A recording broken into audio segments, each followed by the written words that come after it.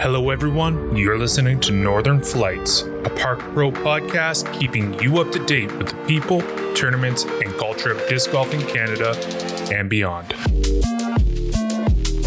Consider becoming a Patreon today at patreon.com/parkpro. Find us on Apple, Spotify, YouTube, or wherever you get your podcasts. Today's episode is brought to you by DiscGolfPark. And now your hosts, Andre, Jesse, and Matt. That's right. It's the Northern Flights podcast with Andre, Jesse, and Matt. Except for today, you get the Oops, All Matt episode. Sorry to let you down, Andre fans, Jesse fans. The two of those fellas were unavailable, so we're running solo with just me and you today on the podcast. And we've got a huge interview lined up. This is something very, very exciting. Hopefully you all get a kick out of it. But first, some updates in the world of disc golf. Texas States happened on the Elite Series. Anthony Barella got his second win on the Pro Tour and shot an 11.06 rated second round. The guy is becoming the Anthony Barella that we thought Anthony Barella would become.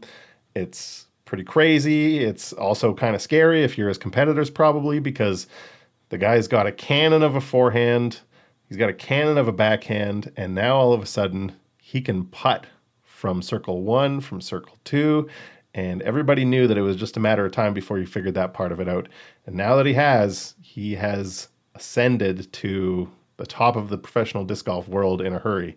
Gannon Buhr, who shot a hot final round, I think he birdied the last 10 holes, he came in second, so we've got a competition here with the top players in the world. It's not just Paul and Ricky anymore.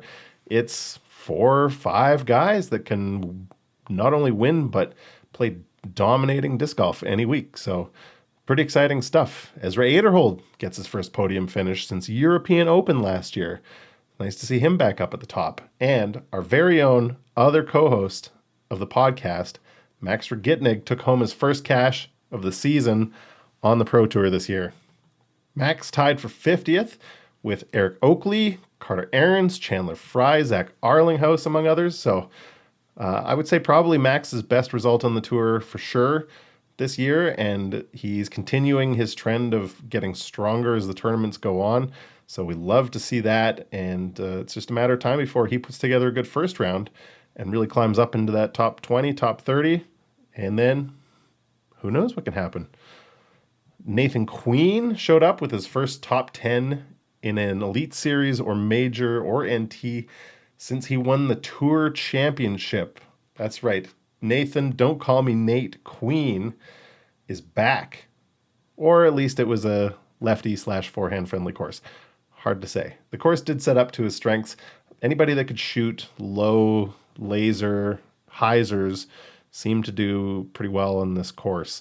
So it'd be nice to see Nathan Queen back up there and in the mix, because he's a personality in disc golf, and I think he's good for the sport.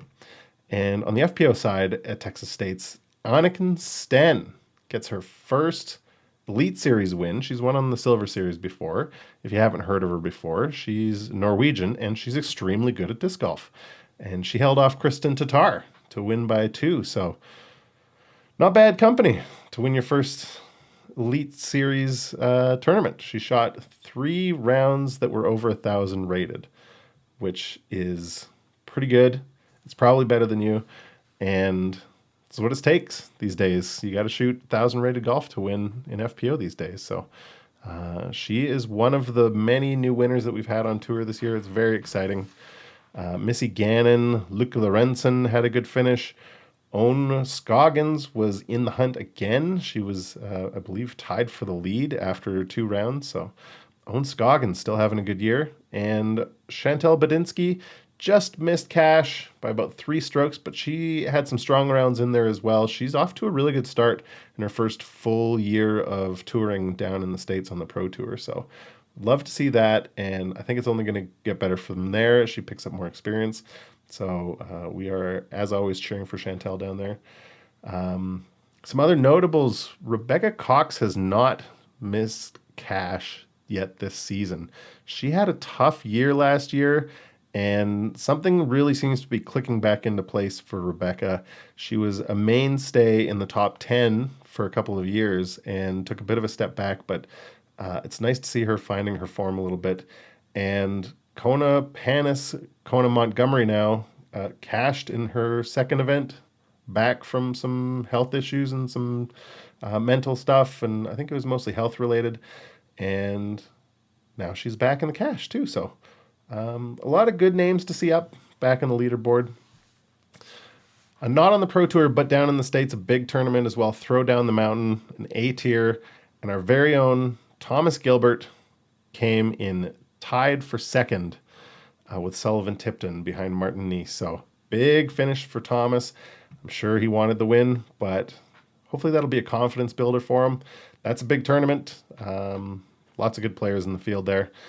And in MP40, Johnny McRae beat Dutch Napier in a crazy ending. Johnny McRae took a quadruple bogey 8 on the final hole.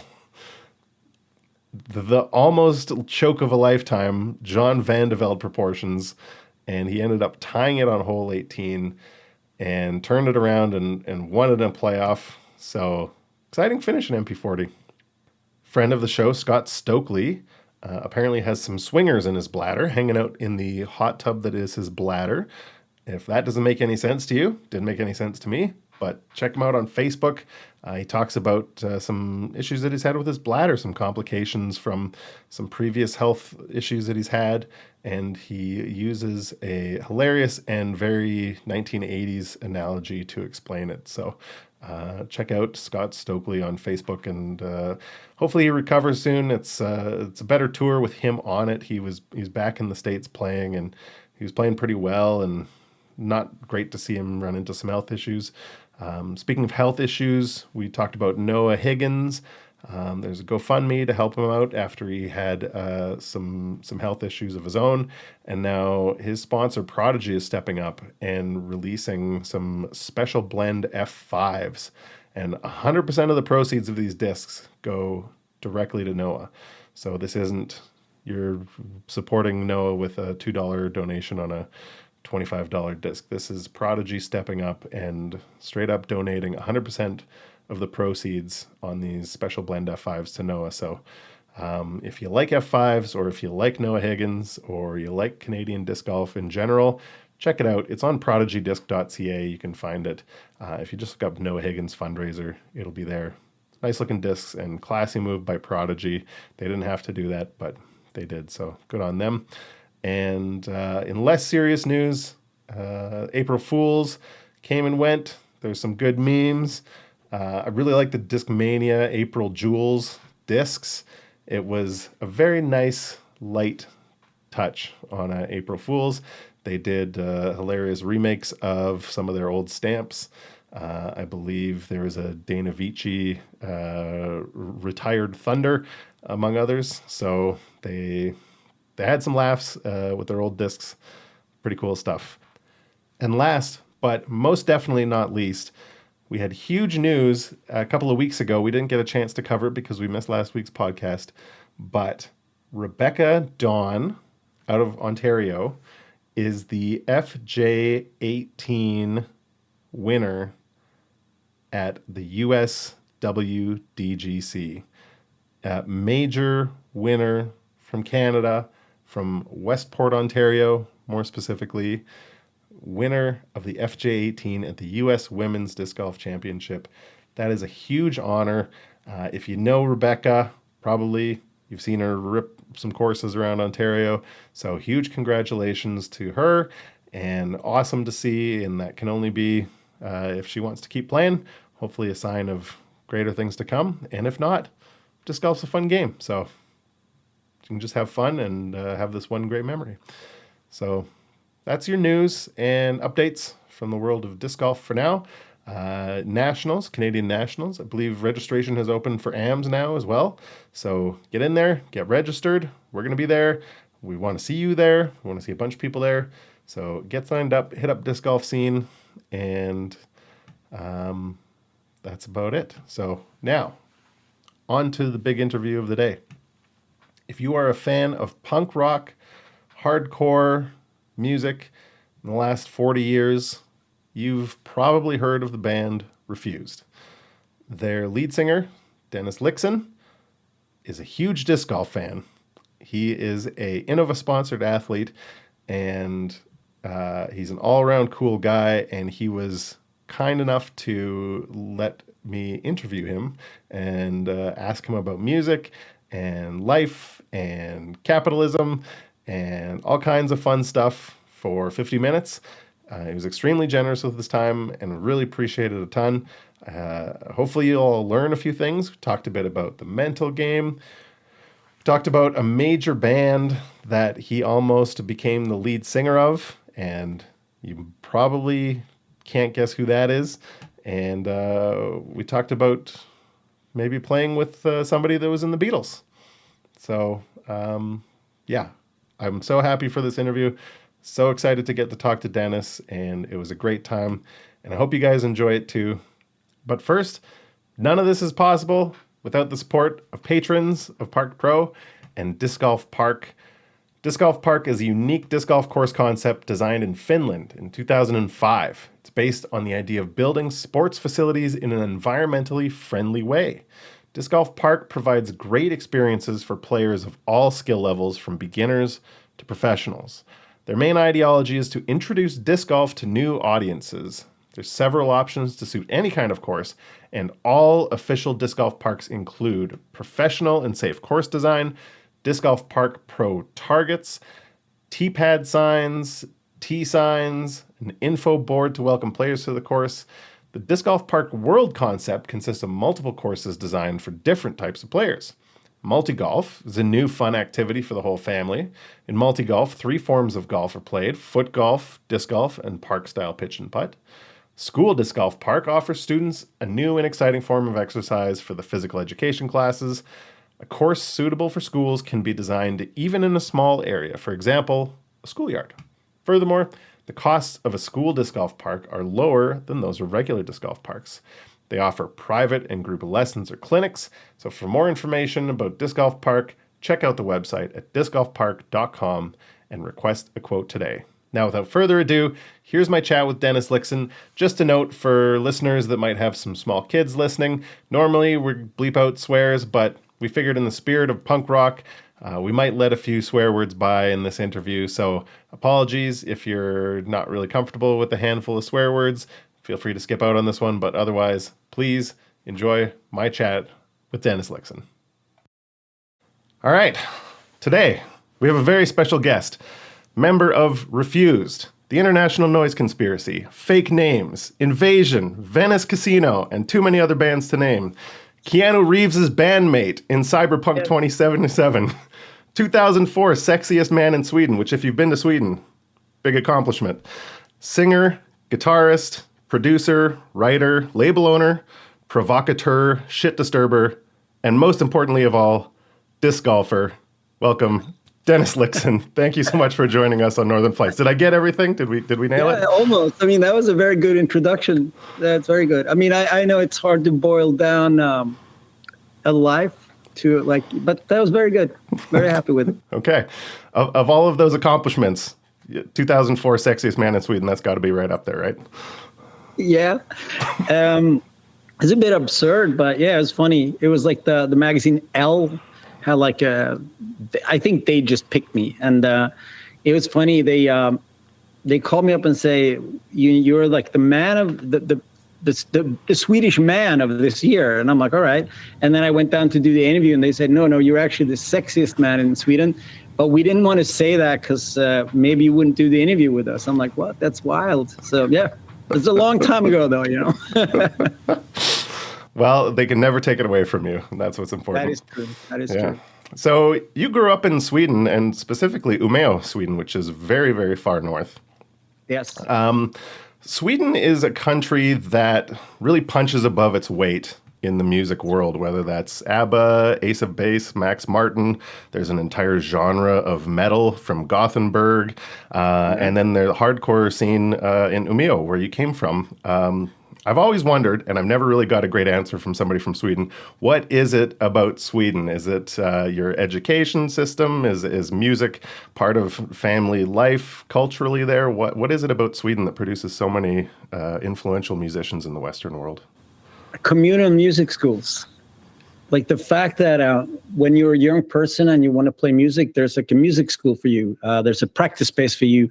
You can practice for free. We got something in Sweden called adult education programs. When I was 16, I went to one of those and I said, I want to start playing in a band. And they said, here's a key to practice space. Here's a PA, go. And that is a big reason why Sweden has such a good music scene. That's great. And you grew up in the 80s, I would assume? Yep. For the most part. What was your ability to hear different types of music in Umeå when you were growing up? Was it like the radio? Did you have to rely on somebody's older brother, like finding a record and bringing it home? Well, I think for me it was a bit different.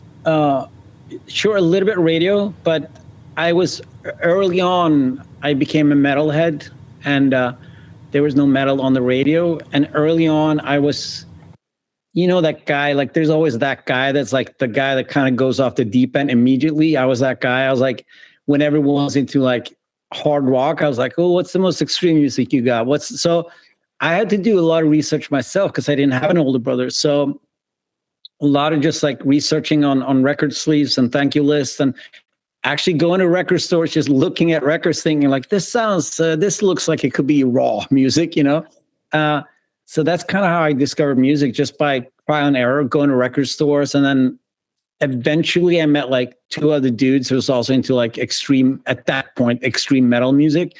And, we riffed off each other and we taught each other about music. And then, I discovered punk and hardcore, and then that was it. That's fucked. Yeah. It's the influence of one or two people, especially in a smaller town or city, can be massive. Yeah. Like entire scenes can grow out of some person in a record store having a particular type of taste, right? Yeah, for sure. And I think that the whole like streaming world that we live in, it reduces that like the tastemaker. Because there was a record store in our town called Garageland Records. They were like 10 years older than me, but when you were like 16 and they're like in their early 30s, they seemed old. But they were also punks. They were in the first wave of punk rock. They went to London in like 1978. So every time I walked in there, they're like, have you heard this record? Have you heard this record? And that's where I bought my first Misfits records, my first Dead Kennedys records, because they just told me. And that tastemaker thing with record stores, you can't underestimate that. It's such an important part of me discovering music, Yeah. And you're sort of replicating some of that experience, and a lost experience. You've got a series on YouTube called Dennis Deep Cuts, right? Yes, I do. And is that just kind of your way of giving back to all those people that helped you discover some of these old hardcore bands back in the day? Yeah, a little bit. It's definitely a bit of a pay it forward kind of deal. I would say half of it's like me trying to pay for, educate people about just cool music. Half of it's just me bragging about the record collection that I have. But it's fun. It's just one of those things that I had in the back of my mind for a very long time. And I'm like, I'd like to do a YouTube channel because I like conversations. And I know a lot of people. So initially it was just going to be conversations, but then I live in Umeå. So, there's a limited amount of my famous rock friends that show up here. So I just started making lists about my record collection and I really enjoy it. It's fun. That's awesome. Yeah. Check it out. If you haven't, if you're a fan of hardcore or punk or jazz, or you just want to learn about some different kind of music, check out Dennis Deep Cuts. I try to stay really wide and open. I got a pretty massive record collection, and I listen to everything. Most of it is admittedly on the more non-commercial side, but it's everything. So I just want to, put great music and positive vibes. That's the thing too. Like, there's so many of these YouTube channels where it's all about negativity. It's all like the worst and the worst. I'm like, no, I just want it to be positive. I'm not going to do any put bands down or anything. If I don't like it, I'm not going to talk about it. So I try to keep it positive and just exciting and educational. I love it. So the story of Refused has been told many times, and we don't have to rehash this whole thing. I'm going to post a couple of links in the show notes to some longer interviews you've done telling that story. In short, I do want to tie it to the disc golf world, though. I don't think you follow the professional scene very much in disc golf, right? Nowadays I do. Yeah, no, that's all I do weekends. My wife is furious. Okay, so I want to tie the story of Refused to one of your Innova team members, Juliana Korver. Okay. She is about the same age as you, and in the 90s, she was far and away, head and shoulders, the greatest female player in the entire world. She won multiple world championships, dominated almost every single tournament that she was in, but the 90s were not a time when you could make a full-time living, even if you were the best female player in the world. And so she went off and did some other Frisbee sports and worked a job and had all kinds of personal stuff. And but her legend grew over that time. And then a couple of years ago, she came back and started playing competitively again in her late 40s. And I feel like that's kind of analogous to the story of Refused, of finding great success in the 90s, basically breaking up before, the great success came. And then you guys came back in 2012 after saying that you'd never play another show, and you guys got together and played a couple of shows at Coachella and then toured for another year. I want to know what it was like in that first rehearsal back. Was it, what the hell are we doing? The rock music is for young people. Was it immediately fun, and was everybody feeling great about it at the time? Where was everybody in rock shape? I want to know what this was like the first time you guys stepped back into a practice space. Yeah, I love the analogy. By the way, it's perfect. I mean, I kept playing music in the interim between the Refused breakup.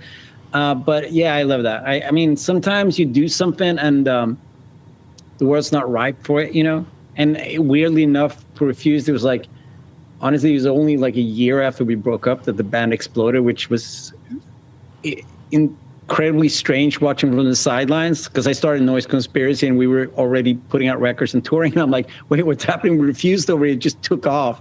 So it's quite surreal. The first time we got back, the good thing is that I kept playing music the whole time, so I was really in good shape. And I already played Coachella with Noise Conspiracy, so I was, that was fine. But then getting back with Refused, because like group dynamics and also the type of music that we play is quite taxing on your voice and on your body. The first practice we had sounded pretty horrible, but we had a really good time, and we're like, oh, this is actually kind of fun, and the vibes were really good. I think that enough time had passed that we'd be like, let's just be adults about this and hang out and have a good time. So the first practice was not great. I think it's actually like someone recorded like maybe our second practice, and it just doesn't sound good. But it was funny because we got an offer from Coachella that was quite substantial. But it also made it so that we could take we took like almost 3 months off of everything to just practice every day to get back into shape, So, but yeah, the first practice was not great, but good times. Well, that's great. And I actually got to see the second weekend at Coachella there. I was a person my age hearing that Refused and at the drive-in we're both going to get back together and play. Like I was like, let's buy plane tickets right now and figure the rest out. You guys tore the roof off the place, much more than at the drive-in. And then that could have been it, and people would have said, "Wow, that's great, good for them." And then you guys continued and toured basically. It seems like for a full year, because you came to Edmonton almost a year later, and then made a couple of albums after. So was there any Like, did it feel like unfinished business? Was it just, were you just riding a wave of this is fun, let's see where this goes? Did you have any expectations? I think it was just riding the wave of like getting back together and playing and having a great dynamic within the band and having fun together. And yeah, I mean, the original plan was to do 8 shows 2012, and we ended up doing 82 shows. And then the original plan was also, I mean, in my mind, it was like 2012 and then it's done, back to obscurity again. And then Chris and David was just like we have ideas for songs. Would you be interested in doing more Refused music?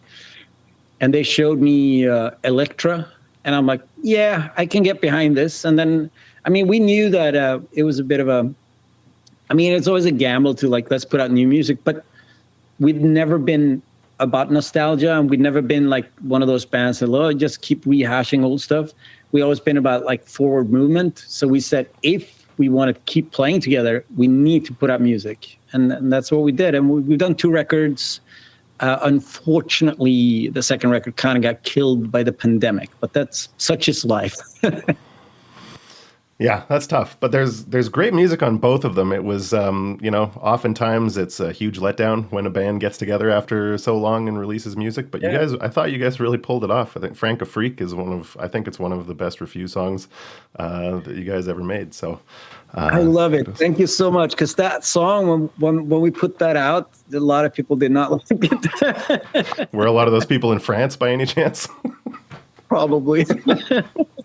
But yeah, I mean, we know it is weird because I'm such a fan of music, and to having to deal with your own legacy can be brutal at times, because it's so like, the first time you heard Refused, you were this certain age and you lived with Shape for the past 16 years, and here's new music, so it is the odds are almost impossible, but then we were like, we just have to be true to who we are and the music that we want to play and the people that we are now, So it's been an interesting couple of years since 2012, just because, we kept doing music and kept playing shows. So it's been quite interesting. That's great. Now, you mentioned your band that you joined formed after Refused, International Noise Conspiracy. Yes. You guys made a couple of records, and then you got to make a record with Slayer producer Rick Rubin. Yes. I want to know, was that mostly because of Slayer, or did you feel like Rick Rubin was going to bring something to your band that you guys thought would be really on point for you? No, here's the story. I think the first time we played in LA, so this is like maybe 2000, 99 or 2000 probably. Rick Rubin came to the show. We played at the Roxy, and Rick Rubin came to the show with Tom Morello because they were looking for a singer for Rage Against the Machine. And they were scouting me for that job, which I didn't get, which I'm really thankful that I didn't get, because that would have been horrible. But so Rick knew of us, and he kept his eyes on us. And after we'd done New Morning, we played at Coachella with New Morning. And then the band was kind of falling apart. And I got an email from Rick Rubin saying like, hey, I love your band. Like, can I produce your next record? And I was like, yes. I didn't even talk to the other guys in the band. I was like, yes, you can. Because, like not only Slayer, but also like all the hip hop stuff and the Cult and, all Danzig, So I'm like, yes. So in a way, like Rick Rubin sort of saved us from breaking up. And then we actually did 2 records with Rick. And it was a fantastic experience to work with him, to be in the studio, to have the best engineers and the best people. And we had Billy Preston that played with the Beatles come in and do organs and songs and, just shit like that. And then we became a victim of like major label music industry, and it did kill our band. But I had a great time. I have no regrets. There are no other Swedish people that worked with Rick Rubin, so I'm pretty stoked about that. Yeah, Billy Preston, I definitely wanted to bring that up, and Benmont Tench too. Like a hardcore kid from Umeå. I imagine none of these things was in your long-term plans when you were 20. No, not at all. That was pretty wild. So Sarah, that's now my best friend. She plays with me. She played in North Conspiracy, and now we're in INVSN and Venice Casino together. She left the band, and she was playing the organ and guitar. So when we came to record Armed Love, we didn't really have an organ player. We had a friend that's like, he was actually a saxophone player, but he was like, I can play the organ. And Rick Rubin was like, not impressed by him. And he was like, I know some people that can play the keyboards. And Ben Montench and Billy Preston showed up, and you're like, oh my, this is just too much, you know? So it's pretty wild. It's like definitely, I mean, I've done a lot of shit in my life, but like when I really want to brag, I'll tell people that Billy Preston played on one of my records, and it's maybe the last recording he ever did. So that's like my really, you know, ace up my sleeve when I really want to brag. It's one thing to know his Billy Preston's work, but getting to see him in that Get Back documentary, it's like a staggering genius on the keyboards, and just to sit down and fit in with anything. It must have been awesome to watch. And not only that, like to see him in Get Back and to see him walk into the room, and that the entire group dynamics of the Beatles just changes, and they're on their best behavior because they all want to impress this guy. It's mind blowing. Yeah, it's funny that documentary. Like me and my wife sat down. I'm like, I like the Beatles, but I'm not sure I want to see 8 hours of them practicing. And then when we seen 8 hours, I'm like, I just want to watch this again because it's some of the best music footage I've seen in my entire life. I would just watch it a second time this winter, and it's just as good on the rewatch. I might have to go back and watch it again. It's so fantastic. But yeah, Billy Preston played with the Beatles, and he played on one of my records. That's like big bragging rights, I think. It's pretty cool. As a guy that's done some producing now, Rick Rubin sort of sells himself as just a guy that knows good sounding music, and he knows how to get that out of bands. Is that accurate, or is he more technically and musically, knowledgeable than he sort of lets on? I think he's a little bit more knowledgeable than he lets on, but that's not his forte. Like his forte is to hear what's great about the bands that he works with, and what like he brings out like the best of everyone. And I think that's what he does. Like he wasn't really, he worked with the best engineers. He works with the best people. So he doesn't really do much apart from saying, like, oh, that sounds great. No, change that part. But I think like his ear for just how he hears music is quite spectacular. And that's why he's one of the biggest producers in the world. He is interesting when we were playing and practicing, and he could be like, on the second time go around on the verse, like the bass plays something that doesn't make sense, and we're like, oh yeah, it doesn't, and we're like, what the fuck? So his ear is pretty fantastic, but I think his technical knowledge and his musical knowledge is so, but it doesn't matter. Like he's got a great ear. I think he's secretly a drummer at heart, because the one thing that's really the through line in a lot of the music he's produced is he's really heavy on finding great beats and finding a good place for the drums. Yes. Were you able to learn anything about producing from him, or is it just Rick Rubin does the Rick Rubin thing, and if you're going to produce, you're going to sort of produce your own way? No, I think like the learning process of doing 2 records with him was so immense. Like to bring that, just the way he looked at music, just the way he looked at like, here's the chorus, and I'm like, just the way he talked about music. I learned so much from that. Just how to think about when you're listening to someone else's songs. And yeah, I think that was like one of the best learning experiences of my life. I was in the room with people that then, like Greg Fidelman, and people that then became like big producers in their own rights, were the engineers, and Rick was there, and just like soak everything up and be like, how can I approach my music now after being with these people? And it was just fantastic. That's great. And just before we jump off the music has taken you a bunch of different places in the real world, but it's also taken you to the world of video games. Recently, you were in the band Samurai in Cyberpunk 2077, which I don't know if you're big into video games, but it's kind of a big deal in the video game world. And also you've got, you're singing on a song in Metal Hellsinger, which is a super fun, underrated project. So is that something that you were looking for, or was it just somebody said we got to get Dennis Lyxzen in here in our video game, and yeah, was and you just say yes, let's do it? That sounds like fun. Or Yeah, that's kind of what it was, because I'm not a gamer at all. I done attempts in my life. It kind of looks fun, but my restless mind can't really work with video games. The cyberpunk thing is fucking insane. They wrote me a DM on Instagram saying like, we're looking for a singer for a video game. And I was like, yeah, I don't know, maybe I'll sing, and I just forwarded to my management, and my management was like, this is a huge deal. I'm like, really? They're like, no, this is like one of the biggest video games companies in Europe. It's like one of the most anticipated games. I'm like, oh, really? And then I said, yeah, I'll be on board for this. And the songwriter for the video game, he's like, I want to model Samurai after Refused.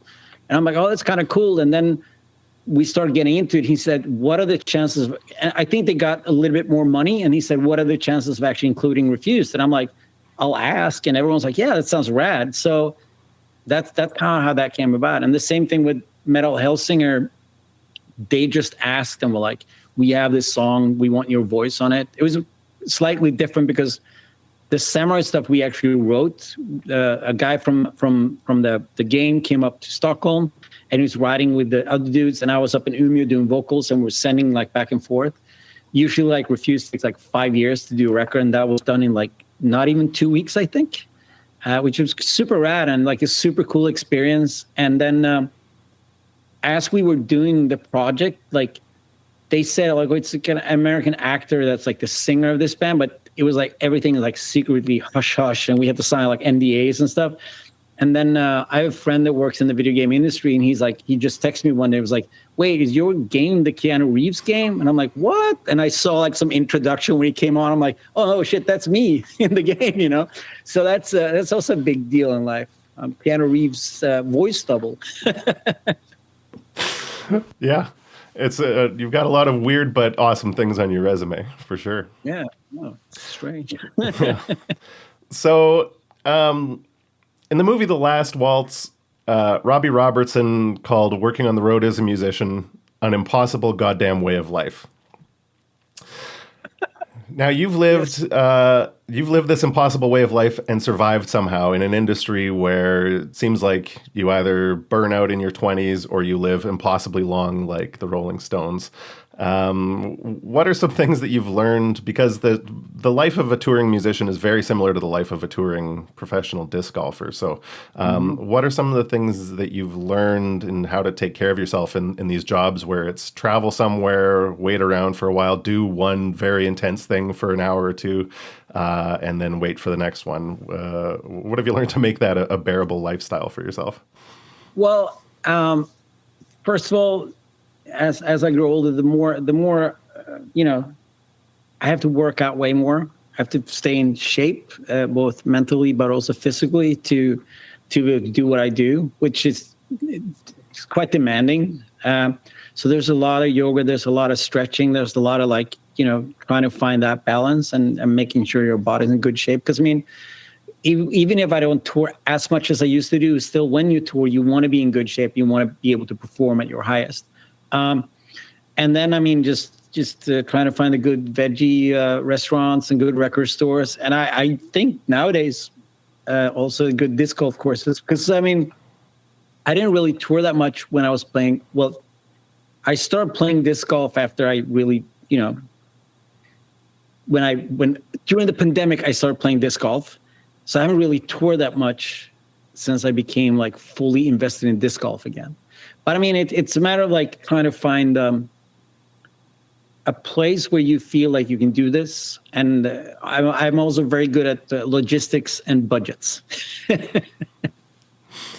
Yeah, that's really important, knowing where you can sleep, where you can eat, and you know, not burn all the money that you're making while you're on the road, right?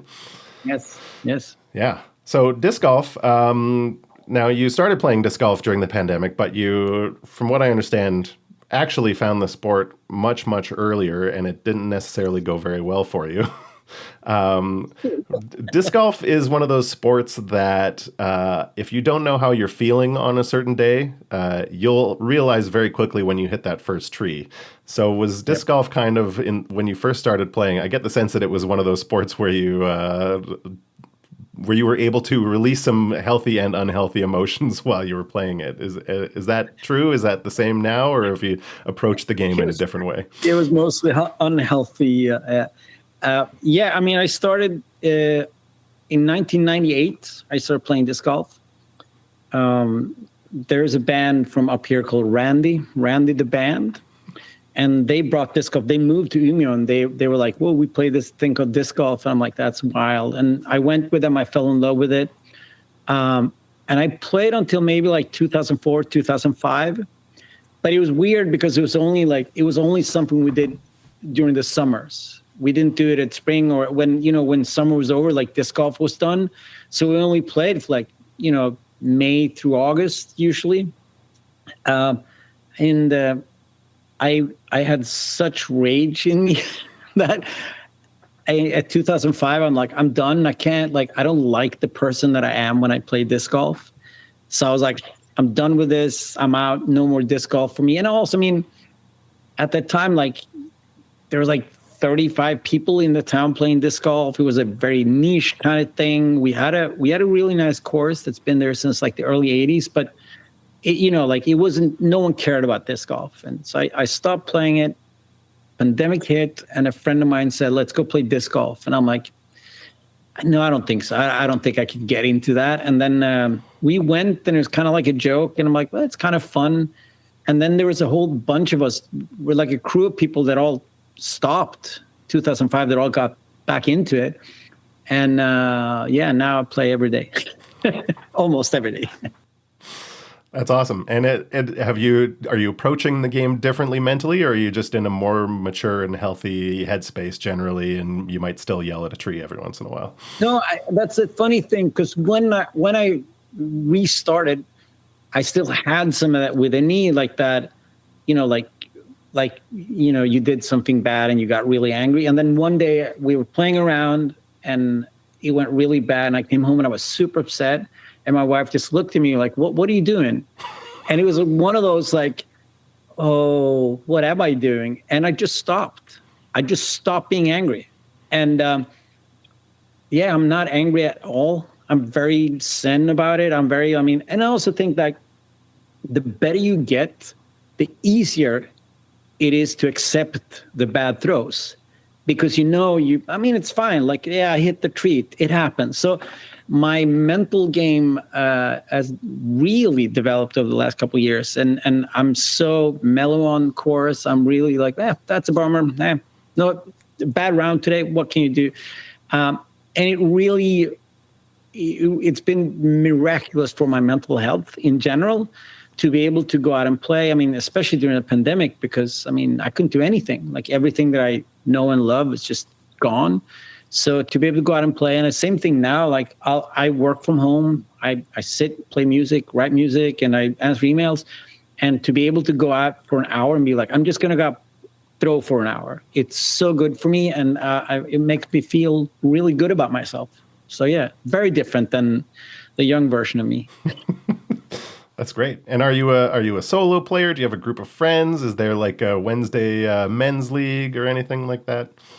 We're a bunch of friends. A lot of us are old musicians that all used to play in punk bands, and we're a bunch of friends. I do play solo a lot because I live outside of Umeå, a half an hour outside of Umeå, in a small town, and we have 2 disc golf courses in town.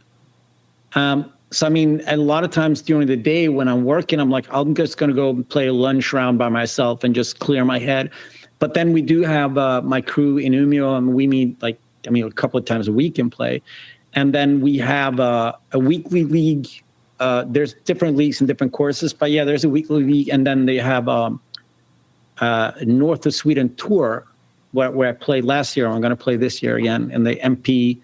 I actually play the MP40 because they had an MP40 and MP50, but MP50 was 4 people. I'm like, we'll play. And this year they're just going to have a MP40 class for everyone over 40. So it's going to be fun. Okay. Well, it keeps you young then, right? Right, yeah. That's awesome. So last year, you, along with Innova, released Yes. the refused Sea Shepherd Mako 3. Now, Yeah. I want to know, to me, the Mako 3 is the ultimate blue-collar disc. Is the pragmatic, functional aspect of it what you loved, or why the Mako 3, first of all? No, because it's such a everyone can throw a Mako 3. It's such a like universal, like if you're the beginner, it's perfect because it just flies straight. And if you are a bit more advanced, you can shape it any way you want. Perfect. I think it's a perfect disc for this purpose. Yeah, I love it.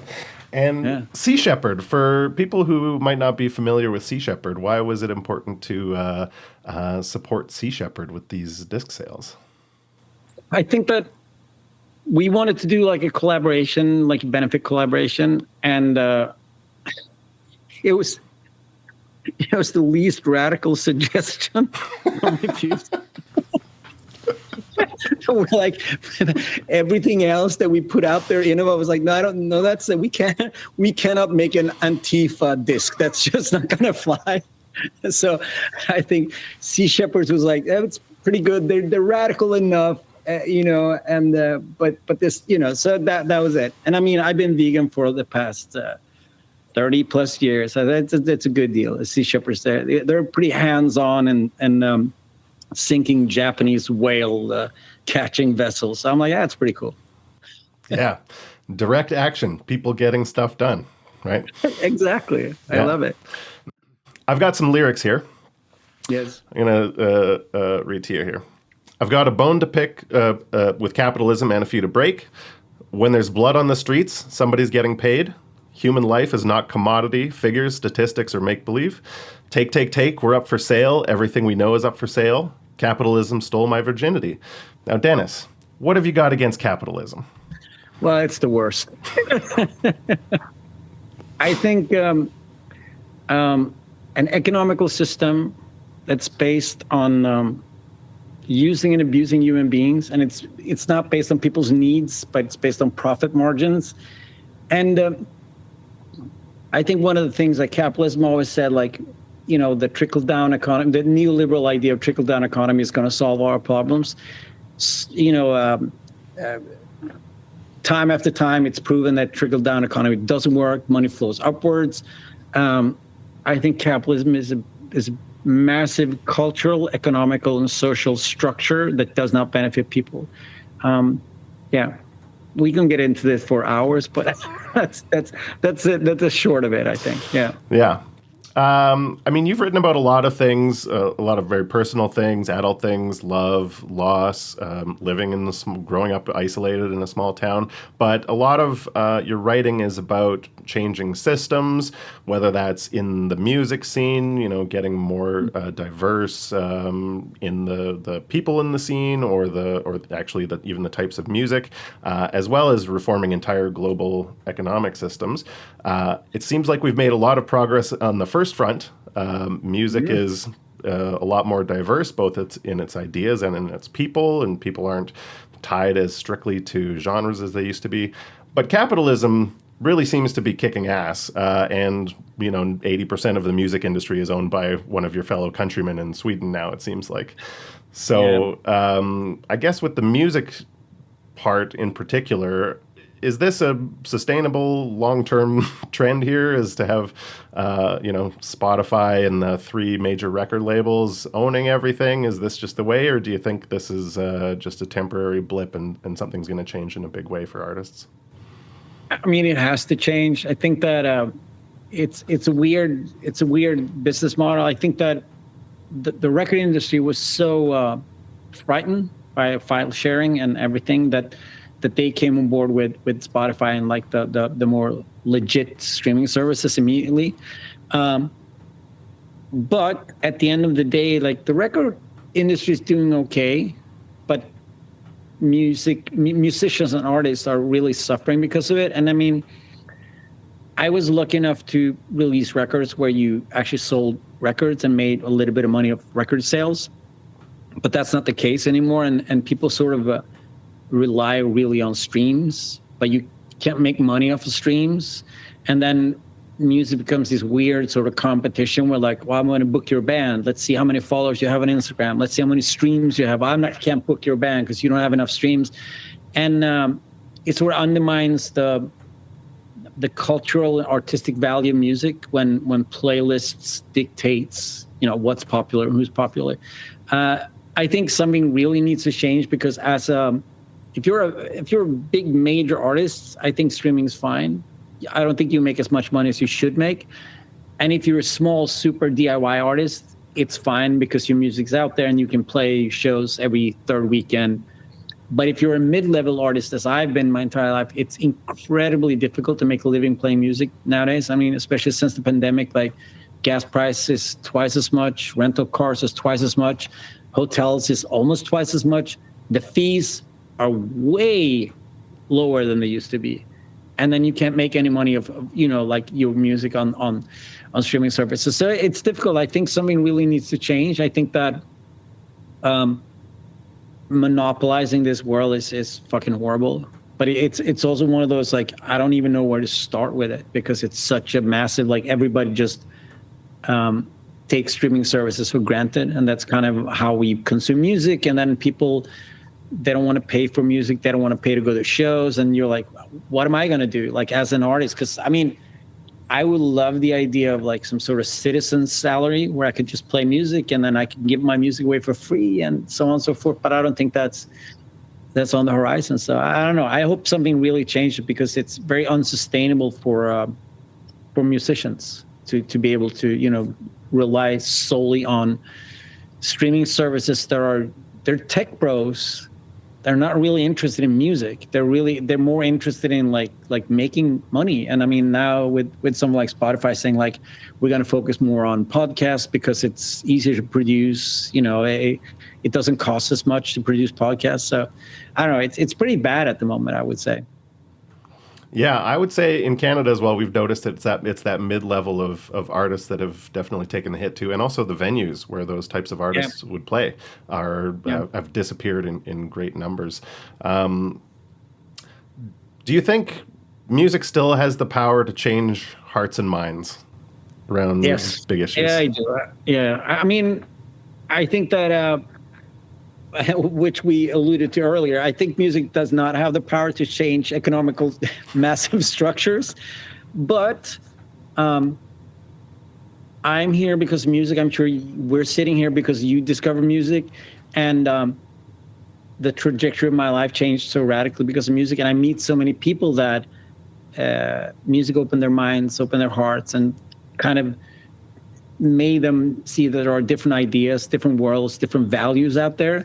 And I still think music, art, and culture in general has that, that purpose, basically. I mean, I'm not saying that all music should be like radical and political, but music should have the ability to open your mind into different ideas and different worlds. And I mean, for me, it was like when I discovered music, the music that I liked informed the books that I was reading or the movies that I was watching. And there's this whole world of alternative culture that just exists outside the parameters of, normalcy. And when you sort of like, you open that door and you're like, oh no, I'm fucked. And everything that I like in literature and art and poetry is because I discovered music. And I think that's a beautiful thing. And I think that if you are a person that values, a different sort of world, then music is like the perfect gateway get into all this other. I mean, politics too. Like I grew up in a very non-political home. My family never talked about politics, and then dead Kennedys, you're fucked. And then then you become this person that just been talking about politics for the last 30 years. Yeah, that's a tale as old as time. Yeah, for sure. Last couple of questions about disc golf. So is the Mako 3 your favorite disc right now, or is there something else that you're throwing that you're absolutely in love with? Oh, all right. So the weirdest thing, we have a winter course. That's 11 holes. It's like mid-range and putters. The disc that I throw the most is the dart.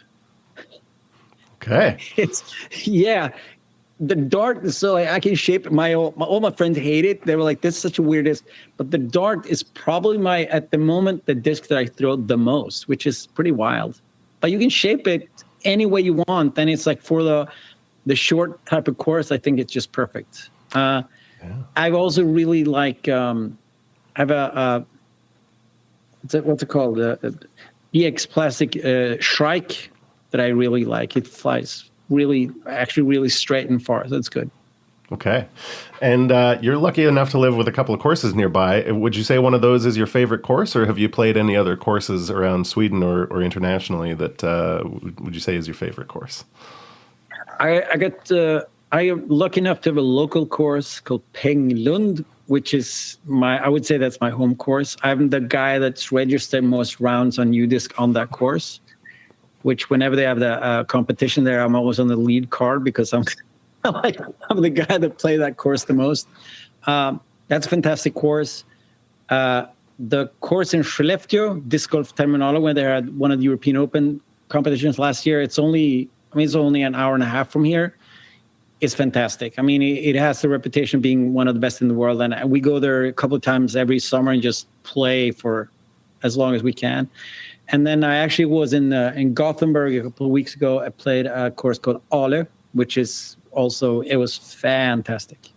But I've only played in the States. I've only played a couple of courses in New Jersey because Fake Names was practicing there. So I was lucky enough to go out on a couple of courses there. And I played in a couple of courses in LA. But next time I come to the States, I definitely need to bring my discs. And I mean, there's so many good disc golf courses in America and Canada that I need to discover and play. I tell you, UDisc has completely changed the way that I travel. It's I don't find I need to plan vacations so much anymore. I'll pick a place. Like I actually traveled through Denmark and Sweden. I went from Gothenburg down to Malmö and back. And it's just like go to a town, pop open the app, let's see where we're going today kind of thing. Yep. It is perfect. Perfect. That is great. Yeah, I mean, I love it. That's the thing about like mainland Europe doesn't have a lot of disc golf courses.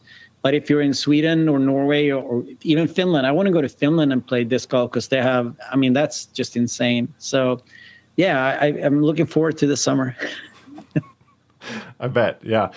For those of you who are not familiar, for our Canadian listeners, Umeå is a little bit further north than Yellowknife, to give you some perspective on where Dennis is coming from. So it's the land of long summer days and very short winter days. So I can imagine you're just itching to get out there and get into some good weather.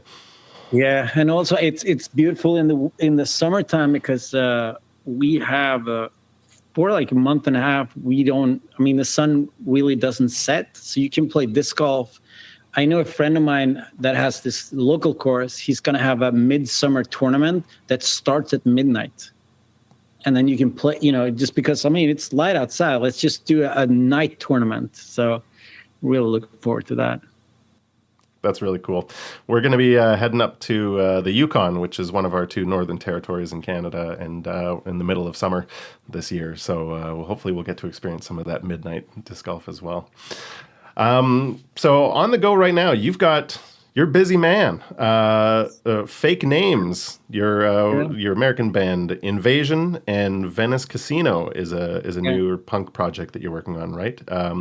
What are you working on? Are you recording albums? Are you planning tours? Yeah.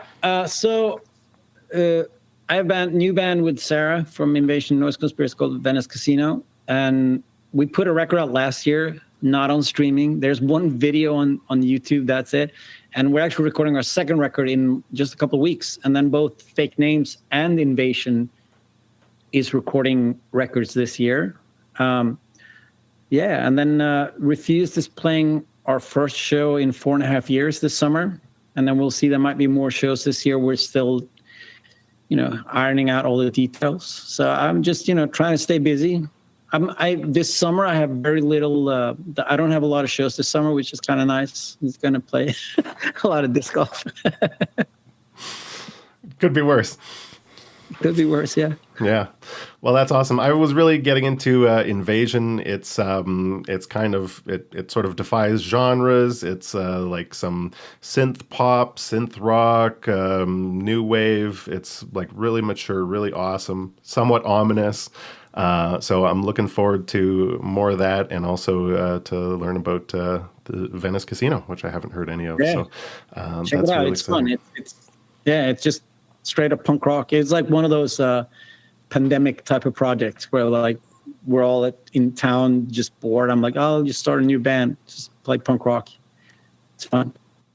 Yeah, that's great. I got big news for the disc golf community. Okay. So I was in Jersey practicing with Fake Names. I have a band called Fake Names, which is Brian Baker from Bad Religion and Minor Threat and, those type of bands. The drummer is a Fugazi drummer. It's like one of those bands. It's just impossible that I'm in that band. And I was in Jersey practicing, and Brian was like, what is this disc golf you keep talking about? I'm like, no, I'm playing disc golf. And he's like, that's so crazy.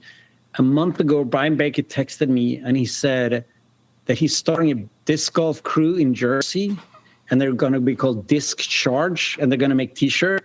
So I hooked Brian Baker up with some Innova discs, and now Brian Baker's a disc golfer. Amazing. I think some people are going to be pretty excited about that too. I'm pretty excited about that. I'm like, let's get Fake Names on tour so me and Brian can play some disc golf. It's the perfect thing. Like it's the hard part about being a touring artist is that you're busy for an hour or two at night, but then oftentimes you're in all of these towns in the middle of the day, and like there's usually not much to do on a Wednesday in New Jersey, for example. So yeah, it's gonna be perfect. Okay. And any plans for another disc this year? I noticed on the website these are sold out. Innova. What are you doing? We need some more discs here. Yeah, they were sold out immediately. I am in talks with Innova right now, see what we can do. I think if there's some real refused activity later this year, it's not going to be impossible that we will make some new discs. We'll see. Maybe a different mold, maybe a different collab partner. We'll see. It'd be pretty cool to have it is funny because there are very few people in Sweden that have their own discs. But I am one of those people, which is pretty fantastic. Yeah, you're a celebrity. You're on the celebrity team, I think. I am. Yeah. Yeah. Okay. Well, stay tuned, and when we see an announcement, we'll definitely let the people know, because I'm sure not everybody got a chance to get one of those refused Mako 3s. So maybe some refused darts. I don't think anybody's got their name on a dart right now. So. I don't think so either. Let's make that happen. Maybe something a bit more powerful. Let's see. Okay. We will wait. Is there anything else that we didn't cover that you want to let the people know about? No, I think this has been great. I usually just get to talk about politics. It's good to be able to talk about disc golf for a little bit. It makes me very happy. Awesome. Well, hopefully at least one of those bands will come through Canada again, so that I can come see you. Really appreciate any band that comes through Edmonton specifically. Always really appreciate it. So it was awesome that Refuse came through. The Noise Conspiracy came through at least once. So don't forget us smaller northern towns, Dennis. I know that you have an affection for them. So hopefully we'll see you on the road sometime. And thank you so much for joining the podcast. Really appreciate it. Well, thank you for having me. It's been a blast. Thank you. Take care. All right. How was that? How exciting was that? I had a great time with that interview. If you haven't checked out Refused, if you're into hard rock of any kind and you haven't listened to The Shape of Punk to Come, stop what you're doing right now and listen to that album. If you haven't heard it in a while, listen to it again. Check out all those other bands, the International Noise Conspiracy. Invasion is great. I've been listening to them a ton lately. They're awesome. Check out Dennis Deep Cuts on YouTube. That was a real thrill for me. Check out Cyberpunk 2077. You can see him do the voice double for Keanu Reeves, and Refused as that band, Samurai, in that game. That's super cool too. So thank you so much for listening. Let us know if you enjoyed that, if you want us to interview the entire rest of the Innova celebrity team. I'm not sure we're going to get all of them on, but we'll do our best. And hopefully you all have a good day. From all of us here at Parked Pro, Stay hungry.